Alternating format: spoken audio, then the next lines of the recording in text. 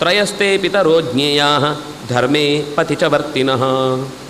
ಹಿರಿಯ, ಅಣ್ಣ, ತಂದೆ ಮತ್ತು ಯಾರು ವಿದ್ಯೆಯನ್ನು ಕೊಟ್ಟಿದ್ದಾನೋ ಇವರೆಲ್ಲರೂ ಕೂಡ ಜ್ಯೇಷ್ಠ ಭ್ರಾತ ಅಂದರೆ ಹಿರಿಯ ಅಣ್ಣ, ಪಿತಾ ಅಂದರೆ ತಂದೆ, ಮೂರನೇದು ವಿದ್ಯೆಯನ್ನು ಕೊಟ್ಟವನು. ಈ ಮೂರು ಜನ ತ್ರಯಸ್ತೆ ಪಿತರಃ ಜ್ಞೇಯಾಃ.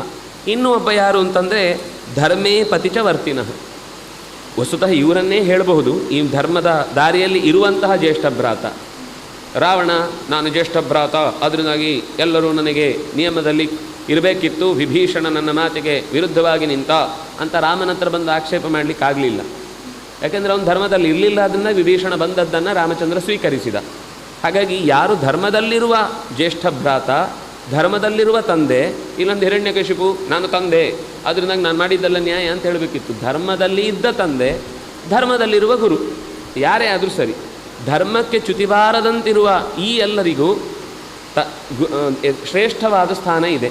ಅದರಿಂದಾಗಿ ಈ ಮೂವರನ್ನು ವಿಶಿಷ್ಟವಾಗಿ ಅವರನ್ನು ಗೌರವದ ಸ್ಥಾನದಲ್ಲಿಟ್ಟು ಶಾಸ್ತ್ರ ಗುರುತಿಸಿದೆ.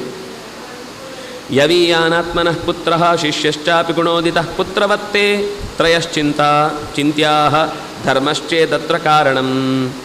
ಯವೀಯಾನ್ ಆತ್ಮನಃ, ಯವೀಯಾನ್ ಅಂದರೆ ಚಿಕ್ಕವನು, ತನಗಿಂತ ಚಿಕ್ಕವನು. ಎರಡನೇದು ಮಗ, ಮೂರನೇದು ಶಿಷ್ಯ. ಈ ಮೂವರನ್ನು ಮಕ್ಕಳಂತೆ ನೋಡಬೇಕು. ಮಗನನ್ನು ಮಗನಂತೆ ನೋಡುವುದಿದೆ, ಆದರೆ ಈ ಮಗನನ್ನು ಮಾತ್ರ ಮಗನಂತೆ ನೋಡುವುದಲ್ಲ, ತನ್ನ ತಮ್ಮನನ್ನೂ ಮಗನಂತೆ ನೋಡಬೇಕು, ಮಗನನ್ನೂ ಮಗನಂತೆ ನೋಡಬೇಕು, ಶಿಷ್ಯನನ್ನೂ ಮಗನಂತೆ ನೋಡಬೇಕು. ಹೇಗೆ ನಿಧಾನಕ್ಕೆ ರಾಮಚಂದ್ರ ಏನು ಹೇಳ್ತಾ ಇದ್ದೇನೆ ನಿಮ್ಗೆ ಅರ್ಥ ಆಗಿಲ್ಲ ಇನ್ನು. ಅವನು ಹೇಳಲಿಕ್ಕೆ ಹೊರಟ ಸಂಗತಿ ಮುಂದೆ ಗೊತ್ತಾಗುತ್ತೆ. ತಂದೆ ಹೇಗಿರಬೇಕು ಅಂತ ಹೇಳ್ದ, ಯಾರನ್ನು ಮಕ್ಕಳು ಅಂತ ನೋಡಬೇಕು ಅಂತ ಹೇಳ್ದ. ಅಂದರೆ ನೀನು ಈ ನಿಯಮನ್ನೆಲ್ಲ ದಾಟಿದ್ದಿ ಅಂತ ತಿಳಿಸ್ಲಿಕ್ಕೋಸ್ಕರ. ಸೂಕ್ಷ್ಮ ಪರಮ ದುರ್ಜ್ಞೇಯ